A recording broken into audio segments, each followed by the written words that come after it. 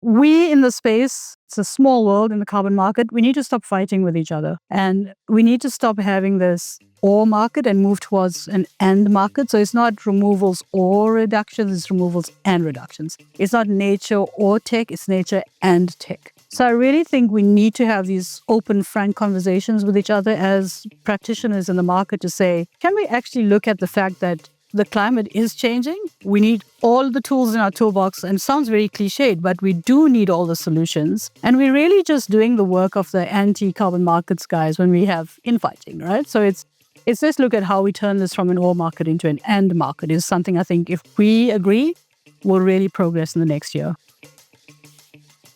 Welcome to Smarter Markets, a weekly podcast featuring the icons and entrepreneurs of technology, commodities, and finance, ranting on the inadequacies of our systems and riffing on ideas for how to solve them.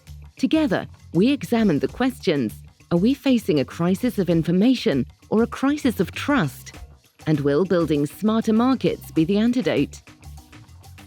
This episode is brought to you in part by Abax Exchange, bringing better price discovery and risk management tools to navigate today's commodities markets through centrally cleared, physically deliverable futures contracts in energy, environmental, battery materials, and precious metals markets. Smarter markets are here.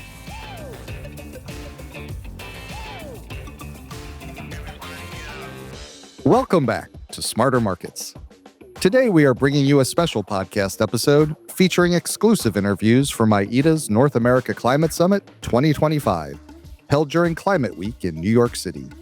Smarter Markets returned to IETA's North America Climate Summit to catch up with market practitioners on the challenges and opportunities in the development of the carbon markets.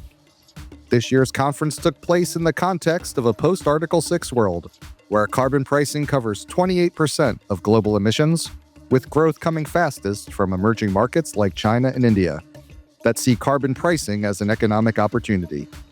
Research has shown that if countries are serious about net zero goals, the international carbon market could hit $300 billion by 2030 and $1 trillion by 2050. Europe, Canada, and California are leading the way, but they're no longer alone. Across the G20, governments are building carbon pricing systems to back their Paris commitments. This year's North America Climate Summit took a tour around these emerging markets and a deep dive into the how and when driving long-term growth, with particular attention paid to the increasing focus on nature and technology-based carbon removals, the outcomes of the voluntary carbon market's focus on integrity, and how business can accurately account for its carbon emissions. In partnership with IETA, we spoke with a cross-section of participants about where they see progress, what challenges remain, and the developments they're watching most closely as markets evolve. We've compiled a selection of those 10 interviews into this special episode of Smarter Markets. If you would like to listen to the full interviews, they're available on our website, smartermarkets.media, on the Smarter Markets Presents media page. They're also available on our second podcast channel, Smarter Markets Presents, available on all major podcast platforms. Our guests in order of appearance in this episode are Daniel Clear, CEO, South Pole. Margaret Kim, CEO, Gold Standard. Mandy Rambaros, CEO, Vera. Lisa DeMarco, CEO and Senior Partner, Resilient LLP. Juan Duran, CEO, Eco Registry. Guy Turner, Managing Director of Carbon Markets at MSCI. Ed Morse, Senior Advisor, Hartree Partners. Sandeep Roy Chowdhury, Director, VNV. Stephen McKenzie, Managing Director, Eduvat Africa. And Irungu Wagema, Business Development Sector Leader for Agriculture at Nairobi Securities Exchange. And the co-authors of The Carbon Paradox, Steve Zwick, host Bionic Planet, and Renat Heuberger, CEO, Terra Impact Ventures. Daniel Clear, I'm the Chief Executive of South Pole. I know you're relatively new to your current position, so I've been asking everyone what they've been up to over the past year, but maybe you could tell us what brought you to South Pole and what you've been focused on. As you say, I'm a bit more than a year into the job now. My own background is I spent a decade as a partner at McKinsey and then a decade building HSBC's climate finance offering and also running strategy. So my question was always, how do you mobilize money at scale for climate action? And there are a few mechanisms that we successfully implemented, the green bond franchise and others. But our main problem remains that everything is so bespoke and transactions take forever. So the carbon market always came into my focus because it's one of the very few mechanisms how to mobilize money at scale. And when South Pole approached me and the investors behind South Pole, clearly there was an opportunity that I could not miss. As you know, it's a 19-year-old company. It's pretty much as old as the carbon market, has been shaping the trajectory of the market. And the market is at a huge inflection point. And I think to your question, sort of what have we been up to in the last year? I think that there are two important angles to what we've been doing. One is building the robustness in the infrastructure that we are ready for a market that will feel a lot more like a compliance market. Coming out of the financial services industry, every market crisis is an opportunity to improve the plumbing, improve the mechanisms, improve how we think about risk management, integrity, compliance, and all the foundational elements that you need to scale. And the second one is shifting our portfolio quite radically from a market that was very geared towards the voluntary market to a market that is heavily skewed in direction of Article 6, CORSIA, domestic compliance markets in Japan, in Australia and the like, where we see the big future of the industry. And are there certain key pieces of infrastructure that you see as lacking on the financial side in the carbon markets? I think it's generally a level of maturity. I always jokingly say we live in a very data-rich and infrastructure-poor environment. And I don't want to bring out the wonderful buzzword of AI, but I think AI actually allows us to fast-track some of that, because data, actually, we can suddenly do so much more with that information. And there obviously are initiatives on improved data protocols and new registry systems. The bigger worry I have there is almost the proliferation of systems. At some point, we need to bring that together and standardize. But actually, I think there's quite good progress in that space to move us to the next level. And when you're walking around the streets of New York this week for Climate Week, when you're here at IETA's North America Climate Summit, do you find people are receptive to your view of where the markets need to be going and what we need to be doing? Or do you see some areas where the conversation has to drive to consensus on that? I think the consensus is actually there. It is unclear who will lead that next step. Normally, in a market that is going through significant shifts, you have bodies that are driving that action. Often policymakers, again, coming out of financial markets, it's a 500-year-old industry that has a crisis every 10 to 15 years, right? And you have regulators that are using the crisis to move the market forward. That clearly is missing at the moment. And in the current political environment, it's hard to see who will actually take that leadership, right? So the market is a little bit left on its own. But the positive for me is that the actual on-the-ground transactions, investments, the capital is coming in, that is still moving, right? Despite all the noise around us, people want to see this be successful. And that gives me a lot of excitement and encouragement. Absolutely. And if you think about what you might like the next year to look like, are there certain things that people who are in the markets we could be accomplishing over the next year that would help advance progress on climate action to make the carbon markets more effective? My main message to all the companies that I'm seeing, we had a big dinner last night, is we need to use the next 12 months to build the muscle in every company that the next offtake transaction doesn't take 18 months, but we can start to reduce the transaction cost, the cycle time. So I think the next 12 months, we need to spend a lot of time that every company starts to do small removal transactions, small long-term offtakes, just build that experience. Airlines that are going to come into picture in 26 and 27, they need to make their first test purchases.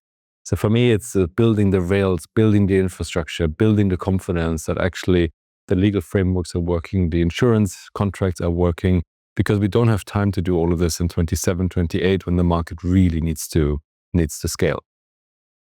Margaret Kim, CEO, Gold Standard. So we're currently working on three things: integrity, accessibility, and scalability. So integrity, not just on carbon projects or climate solutions, but across the entire value chain of carbon projects. So from the rule setting to high integrity monitoring and all the way down to how corporates claim the benefit. Because the integrity can't just sit on the supply side. It has to be shared across the entire value chain from all the way supply side all the way to the buyer side. So Gold Standard's been working on how do we evolve as a standard to align with science in order to keep up with that integrity stance, and also working with corporates to understand what is best practice. How do you claim an impact outcome, and how can you account for that in your value chain and beyond? So those are some of the work we do on integrity. Accessibility is quite challenging these days because we have the most fragmented market today. So there's not just voluntary carbon market, there's emerging compliance markets like the Article 6, CORSIA, the aviation mechanism, as well as domestic markets where national governments are developing their own standards and frameworks. So the key for Gold Standard is how can we get ready? How can we help these projects to be ready to access various markets as the goalpost is changing on a daily basis? So how can we ensure that these projects can be financed to deliver real impact on the ground? And finally, scalability. I think this is sometimes often not prioritized in the conversations because scalability is key in carbon markets. So what are some of the technology solutions we can use in order to scale that? And what are some of the innovative ideas, public and private partnerships that we can innovate and enable in order to scale the market? So those are the three things we're focused on. And when you think about the conference this year, what brought you here? What made you decide to come? I know you wake up and go to bed thinking about carbon markets, but what were you hoping to talk about at this conference with people? One, purely selfishly speaking, I wanted to be inspired because I know there's action in the private sector. So I wanted to meet with our stakeholders and partners to understand what kind of progress they're making in the midst of all the geopolitical turmoil and challenges we face. So that's one. And second is, how do we bring the conversation from standard setting to implementation? Because we get quite stuck in the technocratic details of the standard setting. But what's really important is, are we actually entering into implementation?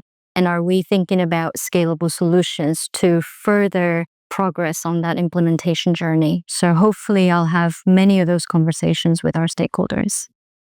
What do you think is the most important thing that you and the other standard setting organizations can do to facilitate that journey right now?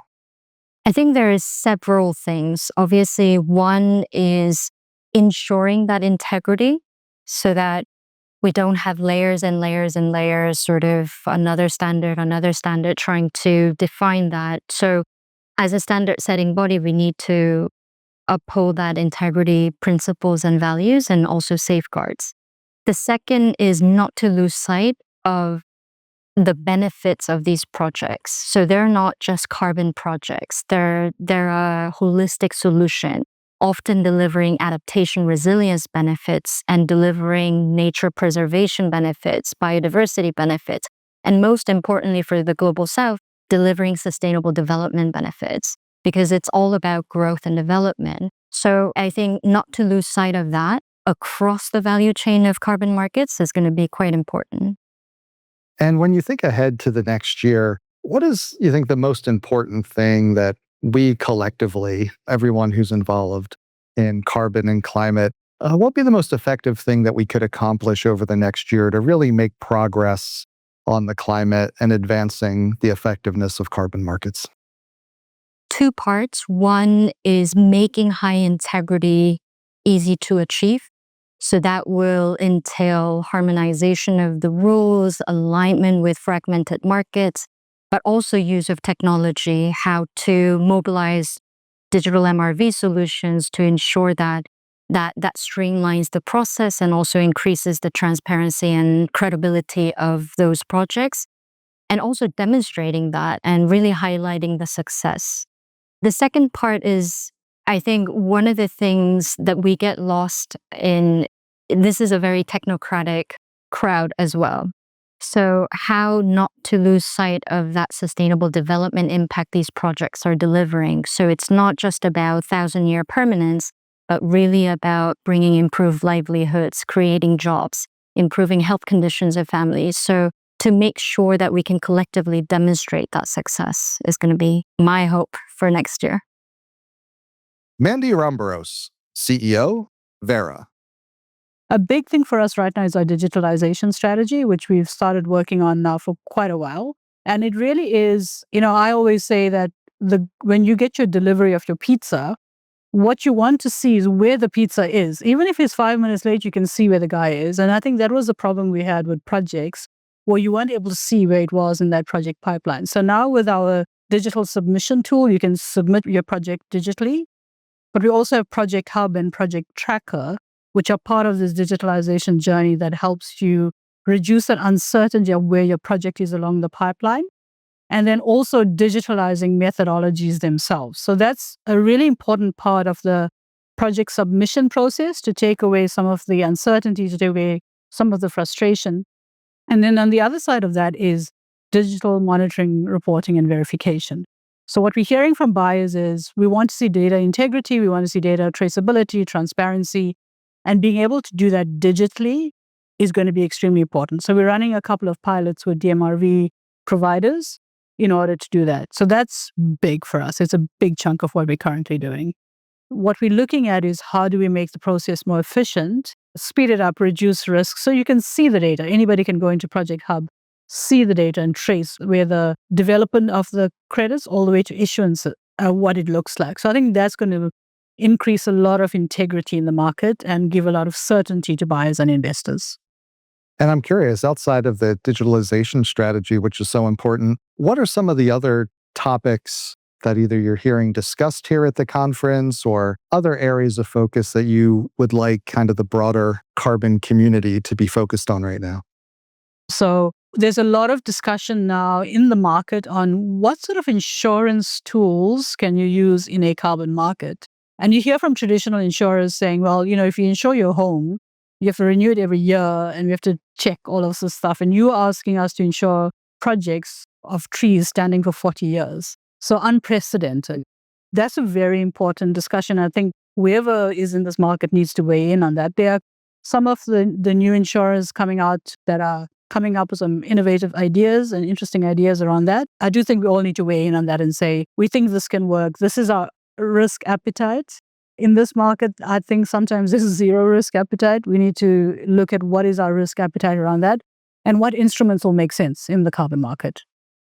And one thing we've seen this year is there's been this strong growth in compliance markets around the world. So you've got Article 6, Corsia, and an openness among some compliance markets to accept credits from outside their own system. I was curious, how do you see Vera's role in a world, and how do you see it kind of integrating, if at all, with what's happening on the regulatory and compliance side?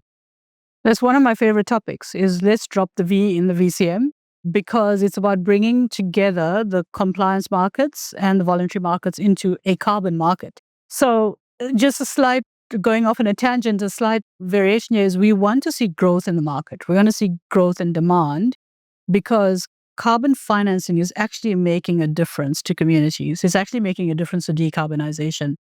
So when we talk about how to scale the market, one of the things you have to reduce is fragmentation in the market. And so when we have compliance versus voluntary, we're introducing more fragmentation. So one of the things we've been doing is we've been working with a number of governments, signing memorandum of understanding on how to integrate a standard, independent crediting standard program like Vera into government regulation. So there's a couple of governments, Singapore, Colombia, South Africa, Peru, who in their climate regulations in their country have said that you can use the independent crediting program, credits generated through a Vera standard, to meet your compliance target, whether it's a carbon tax or whatever it might be, in your country. So quite a few governments have done that. We're working with more governments to do that.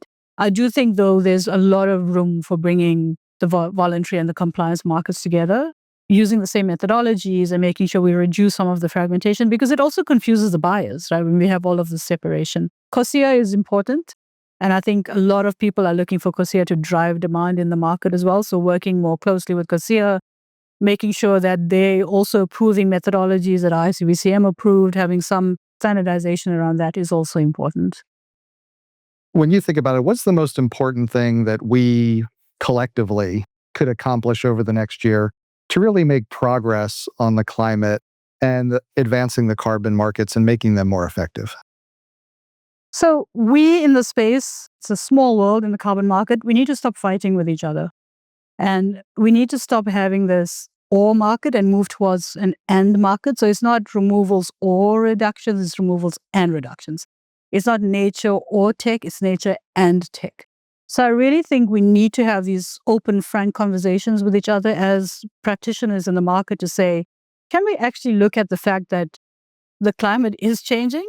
We need all the tools in our toolbox, and it sounds very cliched, but we do need all the solutions. And we're really just doing the work of the anti-carbon markets guys when we have infighting, right? So it's just look at how we turn this from an or market into an and market is something I think if we agree, will really progress in the next year. Lisa DeMarco with Resilient LLP, where I sit as a CEO and senior partner. A fair amount of our work with the changing ethos around climate change has been focused on infrastructure. So the specific legislative and regulatory frameworks for a number of countries, particularly in the G77. We have a little focus on Africa right now. And then a lot of transactions around removals that we're seeing announced in and around this climate week. So I'm very excited about that. And last but not least, the correlation between energy transition writ large and an infrastructure, hardcore infrastructure, and climate. And where do you see like the biggest need for infrastructure and what types? Is it so that people can adapt and be resilient to climate change, or is there another path? In terms of the climate machinery, in order to encourage climate finance, we need a regulatory regime that makes sense, and we need to figure out what it is when we're talking about a carbon credit. So we put a lot of work into the UNIDROIT process, which is examining what is the legal nature of a voluntary carbon credit. Is it a financial instrument? Is it property? What type of property and what are the rights associated with it? So that's been a big amount of interesting work.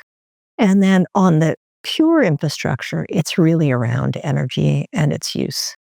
So electricity transition, phasing out of coal-fired generation. We've done a number of those projects and looking at cleaning up existing energy infrastructure, particularly in and related to industrial decarbonization. Being at the conference yesterday, today, I know it's early in the morning on the second day here. Any interesting ideas you're hearing, or what's the nature of the conversation? Yesterday, I spent a lot of time in the accounting discussion. And as dry as that can be, it is such a critical function. So when we talk about carbon market infrastructure, getting the associated accounting treatment down pat. So regular public issuers can account for what they're doing and state what they're doing in a way that doesn't get them into litigation trouble and is consistent across all markets. Really important. A lot of the conversations I've been hearing recently are about the kind of blossoming of compliance markets around the world now that we've kind of got some settlement on Article 6. And I'm curious, when you're thinking about working through the voluntary carbon market infrastructure, the accounting, the legal status, how do you see that complementing or not complementing what's happening in compliance markets? I think we're going to be consistent over 3 years on that point. I see a convergence, complete convergence between the notional two markets. But if you look at market infrastructure like Singapore, like California, there is room for innovation credits taking the form of offsets or California offset credits or Singapore's compliance credits to play into a regulated system. And you want that. You don't want to be static. You want to encourage creative thinking, new infrastructure, new ideas, and new emission removals and reductions into the system. So I do see that as very, very harmonized and complementary and big convergence. And I was curious for our audience, what do you think are like some of the most important developments in the carbon markets that you're following and perhaps they should be following? We're definitely watching the EU's integration play very, very significantly. We're watching governance, and I know that sounds boring, but we really are watching governance because a stable, predictable, certain system that is transparent and can withstand an audit function is critical to the long-term credibility of the market. So we're watching that in many forms, and I think that's pretty unique for us as a law firm. And we've been writing a lot on governance, fiduciary duty, and associated duty of care, and the obligation of directors of companies. So we just issued a big opinion with the Commonwealth Climate Law Initiative on nature-related risk, which is associated with climate, of course. And we really laser focus on the director's duties around governance, good governance. When you talk about governance, accounting comes to my mind is like making these ready to be institutional grade. It sounds like kind of getting it on a par with the other processes, the banks and large corporations. Is that the end goal? Known, stable, predictable units that aren't subject to 51 flavors, but precise definition of what it is, what are the minimum threshold criteria, and the associated elements of how they're traded in a way that is enforceable by law. If you think about what you would like to see happen, say, over the next year, what do you think folks like the people who come to this conference could be doing collectively? Like, what could we accomplish over the next year that would really help to move climate action forward, make carbon markets more effective? I think we need to stop the circular firing squad. And that's not a positive answer. That's a negative answer. But on the positive front, getting these infrastructure elements in play, carbon market infrastructure elements in play, knowing what it is, the voluntary carbon credit, any carbon credit, getting jurisdictions to have a legislative framework, a regulatory framework that's very harmonized among every country in the world, very important. And then thirdly, understanding how we account for them would be great. Get on the same page. Juan Duran, CEO of EcoRegistry. A lot has changed in the last year, actually, because I do believe that the sentiment in the market is more positive than last year. And there is a lot of progress in the digitization process. So that has encouraged us at EcoRegistry. And since we are a software provider, actually, to crediting programs, countries, and states, so that has encouraged us to increase our activities in innovation, in data analytics, AI implementation, and also those integrations with different stakeholders in the markets that will enable scale the carbon market. So that's what we're doing these days. And in the voluntary carbon market, you've always had a number of registries, a number of standard organizations. Now we're seeing a strong growth in compliance markets around the world. How difficult is it to kind of harmonize a lot of this registry system and even the digitization? How do you pull this all together? Very good question, because it's difficult, but I see that as an opportunity as well. So actually, right now, what is happening around the globe is that there are fragmented markets, like a carbon tax here, a carbon tax there, in Americas, in Africa, in Asia, Southeast Asia, very specific markets. And for those markets, what you need to operate is actually the capability to get all the information from all the projects, make the information available so that the buyers can make the decision to participate in that market, and also to integrate and interoperate with the registries from those countries specifically. That creates, I see that as an opportunity, because since we're a software provider, what we do is that part of the registry where we can connect to other systems. So for us, it's an opportunity. For other ones, it's a barrier. And what brought you back to the conference this year? What did you want to talk about? So there has been a lot of development in the, let's call it, different ideas to come with a common data model for carbon markets that will enable the interoperability between different registries, between different exchanges, marketplaces, anything.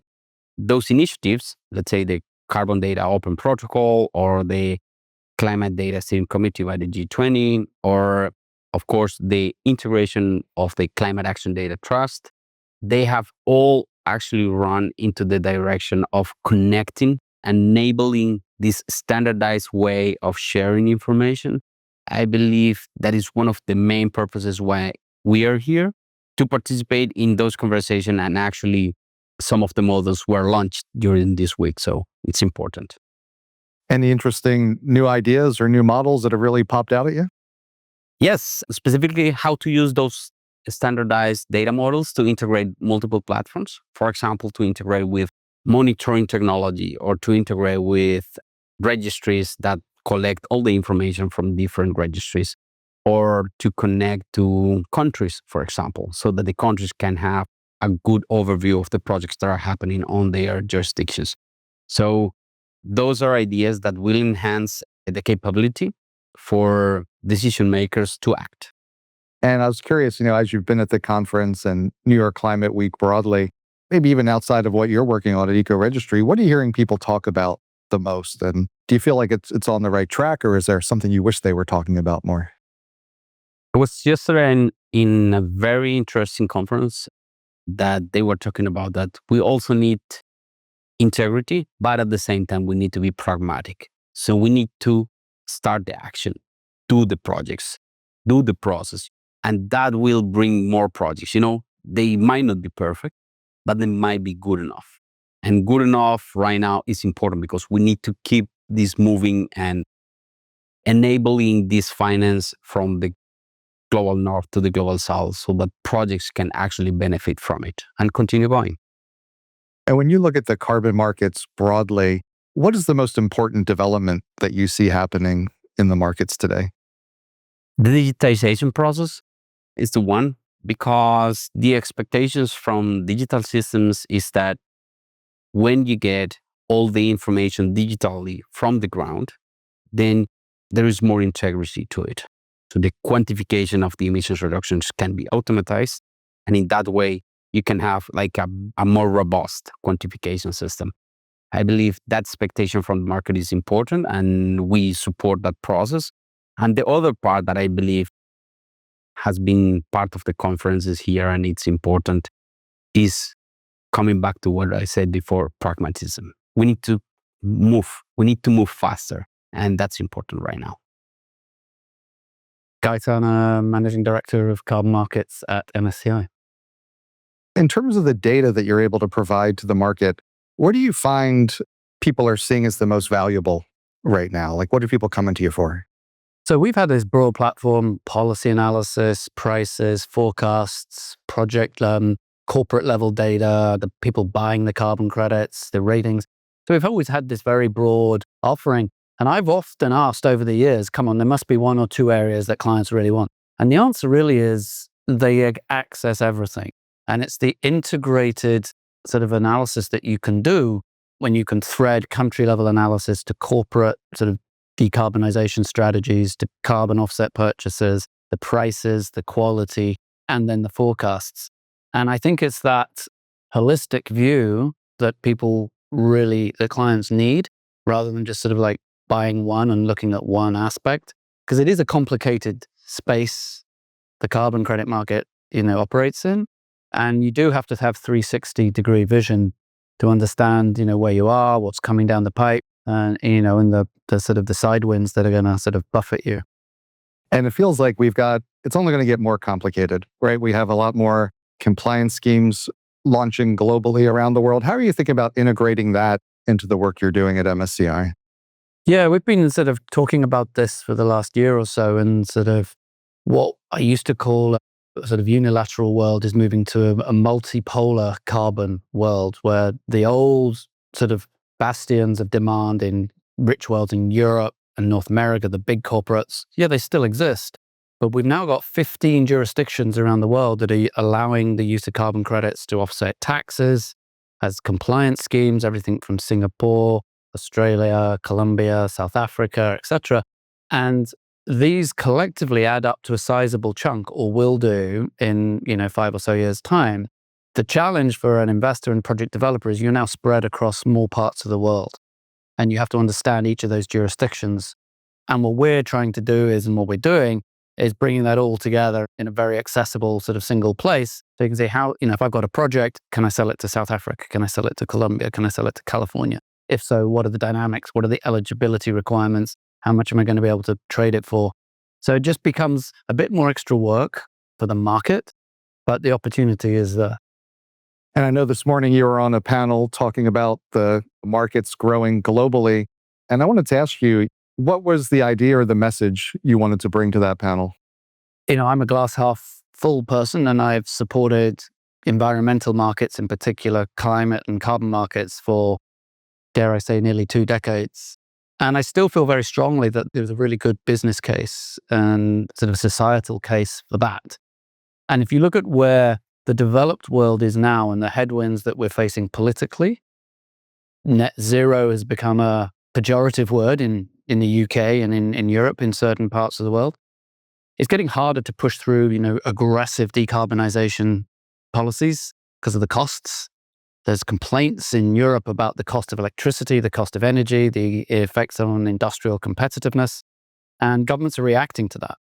So if we still want to have some strong climate ambition, we can still do that and achieve that if we use the international markets and we use the lowest cost forms of abatement elsewhere in the world, rather than just those that are limited to where we happen to live and, the boundaries of our country. And when you think ahead to the next year, is there something that you see that folks like those at this conference, participants in carbon markets from different backgrounds, is there something that we could be doing, we could be accomplishing over the next year that you would see as being really important to making better progress on the climate and developing more efficient and useful carbon markets? When we do all of our modeling, and it's pretty obvious that, the Paris targets are 2030. I mean, that's still 4 years away. Maybe there's an electoral cycle that a lot of governments is going to, face in between now and then. So there's a reason why governments have and corporates, a lot of net zero or sort of low carbon targets have interim targets at 2030. The Corsia scheme first compliance deadline is end of 2027. So there's a number of deadlines that are looming, and carbon credit purchases are going to be part of those solutions. I would encourage all of those entities to bring them forward. Now, that might be a smart strategy while the prices are where they are, because the price curves that we're predicting are going to go up. But I think it would encourage more liquidity. It would encourage more activity. It would smooth out peaks and troughs in pricing and generally give confidence. And, there's a learning by doing mantra that is very relevant. And the more we do and the more we transact rather than talk about transacting, the better we get at it and we work out what works and what doesn't work. Ed Morse, Senior Advisor at Hartree Partners. So I know you've all had a big announcement recently. Mike Prokop, who's been another guest of the podcast, and you have been working on a big project in the hydrogen space. I was hoping you could tell us a little bit about it.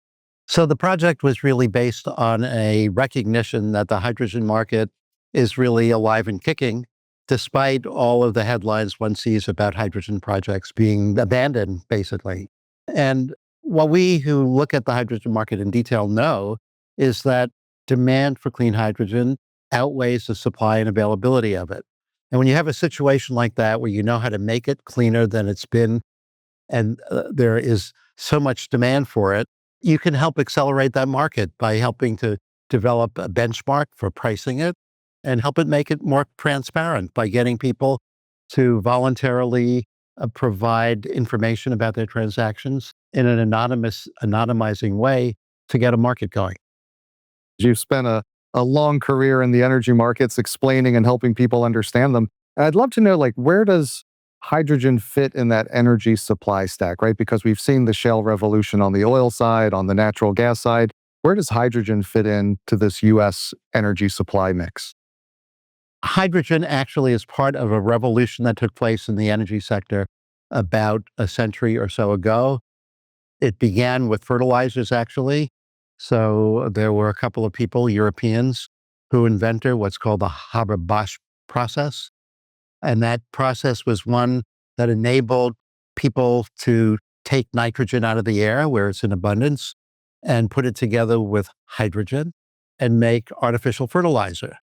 And to give you a sense of how dramatic that revolution was, artificial fertilizer is what has allowed the world to grow from 2 billion to 9 billion people. Shortly after that, the fact that there was a way to get hydrogen from a process, and the process is called steam methane reforming, the refining business was getting going at the same time. And that's because transport vehicles were starting to use gasoline. And the refining process was basically a distillation process. And depending on the crude oil, you either got what you wanted or got too much of what you didn't want. And then, there was hydrogen that you found a way to get. And if you use hydrogen molecules to change the molecules of what you got from a distillation unit, you got upgrading units that allowed people to maximize their production in a refinery of gasoline or diesel, whatever they wanted to do. And then, since this started with refining at exactly the same time, petrochemicals were invented. And petrochemicals are exactly what happened in the upgrading of refining units. You use the hydrogen to change the molecular structure of other things, and you can actually put molecules together and invent new products. And the world has really grown with the petrochemical industry dominating what is now energy demand or oil demand in the world. So it's old, it's a century old, and only recently have people thought about, in a more serious way in the past than they have in the past, other uses of hydrogen than this industrial gas use for basically fertilizers, refining, and petchems. And when you think about the project you're working on now, what does success look like for you in terms of developing this hydrogen market in the Houston area? So the next steps in the project are to work with people who are at the formative stage of making a market. Some of them are well known, some of them are less well known. We're working together with both the well-known ones and the less known ones, the ones on the less well-known side who have specialized in getting a lower carbon world and have specialized in developing benchmarks that are used in the world today. So our next step is to work with another party and to get companies to agree to provide anonymized data to backstop what the indices are all about, see how much they're being used. We think as this gets going, we have a wheel that we have advertised on how demand, which is higher than supply at the moment for clean hydrogen, will, with more transparency about what is available at what level of carbon intensity, that will spur on more supply. And when there's more supply, there will be efficiencies of scale, and there will be a lower price, and there will be more demand than people or companies who want it with a subsidy behind them or want it just for the purity of it. And meanwhile, as the market is developing, we are seeing in certain markets the price of hydrogen at less than $1 a kilogram, which makes it compete with the old dirty gray hydrogen. I'm Sandeep. I am co-founder and director with VNV, project developer working across Asia and Africa. What we've been working on is to scale up project development. Scale up, why? Because a lot of our markets are tapered towards net zero goals, and a lot of the net zero goals hit towards 2040, 45. So the projects need to be on the ground quickly. Otherwise, we wouldn't have much credits left to sell at that point of time. So yes, it's been a lot of work around scaling up existing pipeline. That's what we've been working on, yes. And what are the biggest challenges you're facing in scaling up? Methodological changes. They're extremely, extremely disruptive, if I may use that word. So you plan with a certain kind of rule and standard, and then suddenly everything changes. And I think the world could do with less number of earthquakes, or is what I call them these days, where you're suddenly hit by something that you did not see coming, and they kind of take the financial models and everything out for a tizzy. Our kind of work needs certainty, which we do not have anymore. As much as you can only build in that much risk management. At some point, I think that's been a challenge. Yes, there were methodological changes. And what do you think in terms of there's been a big movement towards compliance markets? So compliance markets growing globally as corporations have stepped back a bit from some of the net zero approaches they took a few years ago. How does that change the opportunities that you face having more compliance markets? Yes, it is a bit of a challenge as well. Firstly, I think I would want to touch upon the challenges. Compliance market, in a compliance market, a ton is a ton. And I think that is a challenge because we have different capital stacking for different kinds of projects. And I don't think our compliance market is it's a standard price, but that's the challenge. The opportunity is for us, we want to make our credits fungible to a voluntary net zero versus, it could be a compliance scheme as well, right? So I think there is an opportunity there, given that there is a dearth of buyers in the voluntary space right now. I think a lot of corporates are sitting on the fence, which is not great for the markets. And I think a compliance regime will push those corporates off their fences. And I think that's great for the market. So it's a bit of a mixed bag for me. It is a challenge, but I think it could be an opportunity as well. And that world is coming as we speak, which is great, I think. What are kind of the big ideas that you're hearing? Like, where's the conversation at right now? And maybe where do you wish the conversation was? I think we're at a good place right now because I think till last year, and this was one of our personal, as VNV, I think, of how you can blend in different financing mechanisms. And I think there was a lot of talk till last year. And this year, what I see is a lot of actionable frameworks / actual projects that could be worked on. And I think that's a great thing. Whatever I've seen over the last 2.5 days, it's been actual practical solutions, which is a big departure from what used to be mostly theoretical discussions, really. I think we need to not fall into the trap of perfection stifling action, and I think that's something that we need to keep an eye out on, because at the end of the day, we are in a climate crisis. We need project development and for it to scale, not just from developers like us, but across the world and across different countries. We need to democratize project development. That cannot happen unless you are a continuous improvement program. You will improve as you go. Nothing is perfect, and we cannot wait for action till we get that perfect solution. And I think that's something that I see as well. If you ask me over the last 2 days, is I think there's so much of discussions around how we need to get this to be the most perfect solution. And I don't think we'll ever be there. I worry that will stall action. And that, for me, I think we need to simplify. We need to be practical about what we think about other solutions out there. And if you could have your wish list of changes that could be made that would make project development more straightforward, easier to scale projects, what would be at the top of that list? One of the big ticket items, and this is something that we've been discussing with the standards also, is no knee-jerk retroactive actions, because there was a capital deployment basis, the rule of the day. You can't come in 5 years later and say, guys, sorry, that was not the rule anymore. That is not the rule anymore, and it applies from the time you started the project, and it's detrimental. What it does is it increases the risk profile of projects, which is not what we want right now. We want everybody to deploy capital as soon as they can. And this kind of uncertainty is not good for the markets. So what is my wish list is, number one, can we agree on a path forward and say that this is going to the path forward for today? What happens tomorrow? And I'm all in for improvement. We will learn. What we knew 10 years back is not what we know today. Take it point forestry. When I started out in my career, it was the data back in the day. Today, it's a completely different thing. But you cannot apply that rule to 2012.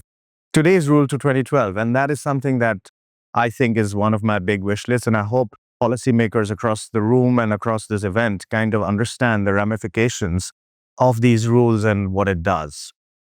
You're working at the project level. When you see what's happening with the capital being deployed, with the projects going forward, what gives you optimism?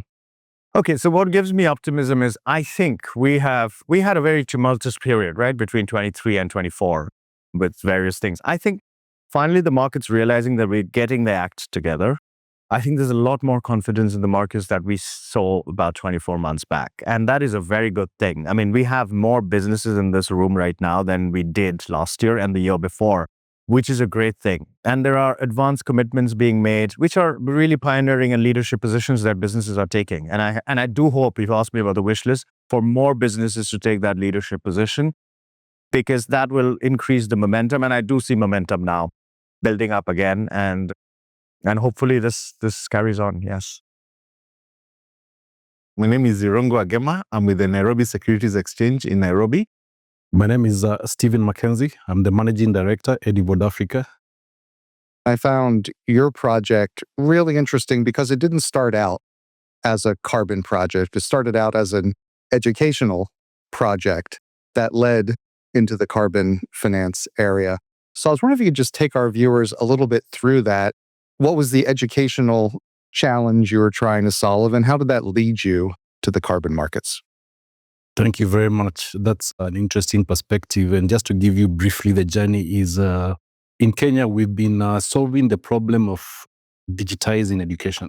And one of the promises that at that time the government was promising the country was that the country was going to shift from analog to digital age. That was 12 years ago. Leapfrog to when today, and in retrospect, when I started the journey 11 years ago, I started comparing what had been promised and the execution or challenges that were faced. In our case, where we have over 98% of our schools have got no digital infrastructure. There is no ICT infrastructure. There is no internet. There is no networking in the schools. Placing tablets or laptops in the hands of educators and learners was basically insurmountable. How do we solve that? We went ahead and started analyzing the school budgets. And out of the school budgets, we picked a line item that was interesting. And the light item was energy. And this energy light item is split in two. There's a component that goes to grid power for their lighting, and there's a component that goes into fuel to run their kitchens. And the budget that goes into the fuel to run their kitchens is 70% of the energy budget. And the 70% of the energy budget that is fuel that goes to run their kitchens is wood fuel. And we did some calculations, and for us, that was the point of intervention. We started working to understand a little bit of the impact on climate, on the environment. And through our analysis, we established that a single school of, let's say, 500 students consumes on average about 200 mature trees per year for wood fuel. When we convert that into 4,500 schools, that's 1 million trees per year that are cut for wood fuel. When we add the population for the Catholic schools, which are 2 times the Anglican schools, this gives us 3 million trees just on those 2 school systems. For us, we started asking ourselves, where are these trees? Why is the country a desert? I mean, where do these trees come from? That was, for us, was the point of inflection in terms of how do we convert this? And we designed the Anglican school system into a carbon project that led us into understanding carbon finance. And then how do we actually develop this into a high integrity, high quality carbon project that we can now tap some of the carbon proceeds into solving our problem.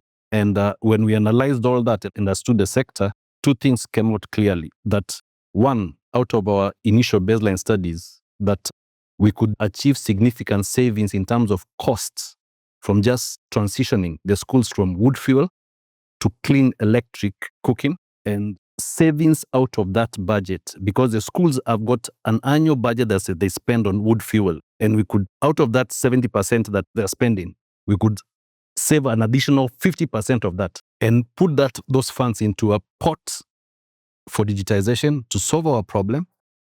When you look at the money you've been able to save by using less fuel, move to electric cook stoves, the money you can generate through the carbon credits for that transition, how much of that cost, the per student cost of getting the technology into the schools, how much does that cover for you? Per student costs, it covers just about 90%. Yeah, it covers 90% of both the energy in terms of the transition to clean cooking and as well as digitization, both from the cost of energy saved and surplus of the carbon credits. What, from your experience in kind of accessing carbon finance, developing important projects like this, what would you want people who are more operating in the financial end of those markets to understand about how to make these types of projects work from your experience? It's a very elaborate process. There's a very big divide in terms of finding projects like what we are doing and the credibility that is required to bring that early stage funding to support these projects to the point that they can close and go to market. Maybe from an exchange point of view, we have a new strategy, 2025, 2029, the Nairobi Securities Exchange. And our purpose, the reason why we are engaging with different entrepreneurs, we want to transform. Our purpose is really to inspire Africa's transformation. So we feel that we have the capacity by bringing in the funding part, even to inspire change and transformation of the continent, one entrepreneur at a time. So for us, it has been very eye-opening in terms of even the journey towards carbon finance. We were not carbon experts, but we got him, he was passionate.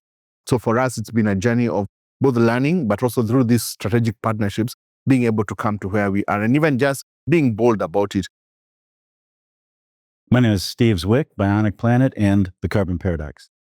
I'm Renat, Terra Impact Ventures and also Carbon Paradox. So a lot of guests, I've been asking what they've been working on, but I guess for you guys, it's the book. So can you tell us a little bit about it, maybe the idea behind the book and what you hope people will take away from it? The idea behind the book actually came from Renat, and it goes back to issues we've talked about a lot on the show, which is that one of the problems we have with carbon finance is that you're trying to solve the wickedest component of the wickedest challenge we've ever faced. And in so doing, it's not going to work. You're always going to have problems, I should say. And whenever people in the general public don't understand why things go sideways in carbon finance, and there's always been this challenge, how do you mainstream the legitimate debates? How do you make it just so that people can see what's really happening? And Renat came up with these 25 individual paradoxes that all carbon projects seem to face. Things that everybody in this venue knows them, but people out there don't. And that was what we talked about in the last episode. And then the next idea, and that's what the book is about, was how do you make them something people who are outside the space will care about? And this was the idea to fictionalize it. And this was also, again, Renat came up with this, and it's 3 young, naive kids who decide they're going to make a carbon project. They experience a very emotional event that draws them into a fictional country, and they have mentors. They have, they hear a call to adventure, they cross the threshold, and then they face these individual paradoxes, and they become part of the fictionals. They become the obstacles that they have to overcome to achieve the goal that they want to in the end. So we hope it's a compelling read. And I was curious, when you come to a conference and take in a panel, are you in your mind checking off the paradoxes? It's actually really funny you asked that because it's actually true. So it's not on panels, but in conversations, the more you think about those paradoxes, the more you realize that there's so many iterations that happen in real life. And as Steve said, I think the beauty of the book is that so many people on those conferences have experienced so many elements. And in combination, that gives kind of a feeling of helplessness.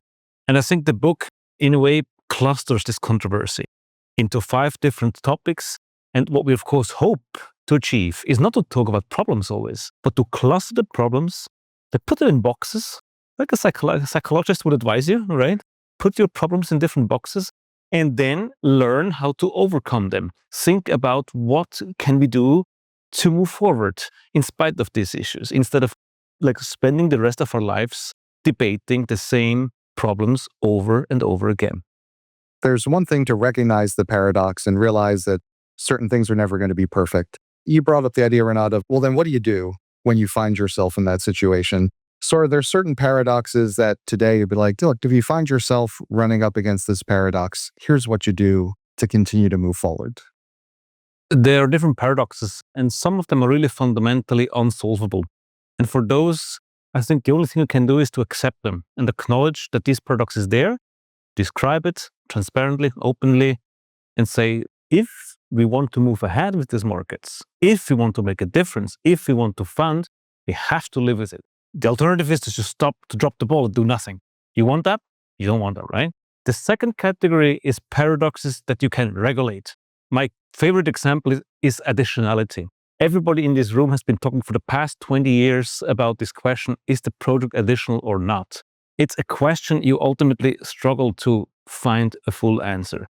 But you could regulate it. You could have a regulator who just says, this is what it takes to be additional. If you meet the criteria, yes. If not, not. That's it. So I do hope that, for example, with the Article 6 of the UN now coming back onto the landscape, that some of the paradoxes will still be there, but we'll have clear regulations for them. And I wanted to follow up with that because with Article 6 having largely been sorted last year at COP, and we're seeing more compliance markets developing around the world.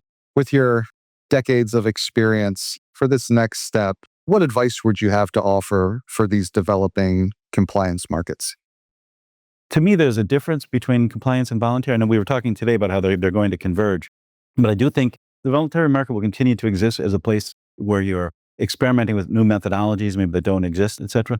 So I think for a compliance market, one thing you should do is make sure you're coming up with criteria where you know what you want to regulate for, and you know that you're going to create a system within which everything works in aggregate. Don't try to do something perfect, because then we'll never get that. But you can create a system and recognize different methodologies. You'll know that if there's 1,000 projects that follow these rules, some will overperform, some will underperform, but the system will benefit. So that would be one thing I would say. How about you, Rat? Any advice for what's happening in the compliance markets today? Because I know there's another piece too of a number of existing compliance markets are looking to open themselves up to credits from outside the system. Any advice you would have on how to approach that?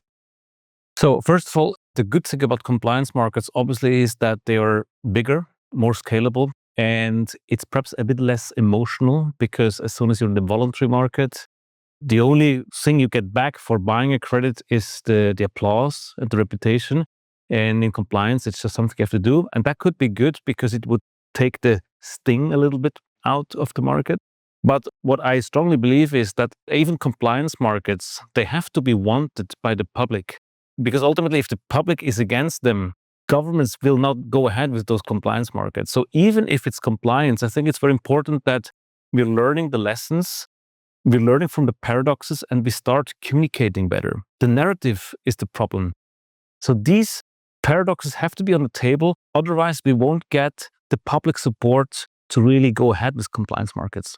So I do hope that we are also contributing to instill the idea and the idealism that in spite of all the problems, things can be done, things have to be done. Thanks again to all of our guests and to IETA for partnering with us at their North America Climate Summit 2025 in New York City. We hope you enjoyed the episode. If you would like to listen to the full interviews, they're available on our website, smartermarkets.media, on the Smarter Markets Presents media page. They're also available on our second podcast channel, Smarter Markets Presents, available on all major podcast platforms. We'll be back next Saturday morning with our regularly scheduled podcast. We hope you'll join us. This episode is brought to you in part by Abax Exchange, bringing better price discovery and risk management tools to navigate today's commodities markets through centrally cleared, physically deliverable futures contracts in energy, environmental, battery materials, and precious metals markets. Smarter Markets are here. Contact sales at abax.exchange to get started. That concludes this week's episode of Smarter Markets by Abax. For episode transcripts and additional episode information, including research, editorial, and video content, please visit smartermarkets.media. Please help more people discover the podcast by leaving a review on Apple Podcast, Spotify, YouTube, or your favorite podcast platform. Smarter Markets is presented for informational and entertainment purposes only. The information presented on Smarter Markets should not be construed as investment advice. Always consult a licensed investment professional before making investment decisions. The views and opinions expressed on Smarter Markets are those of the participants and do not necessarily reflect those of the show's hosts or producer.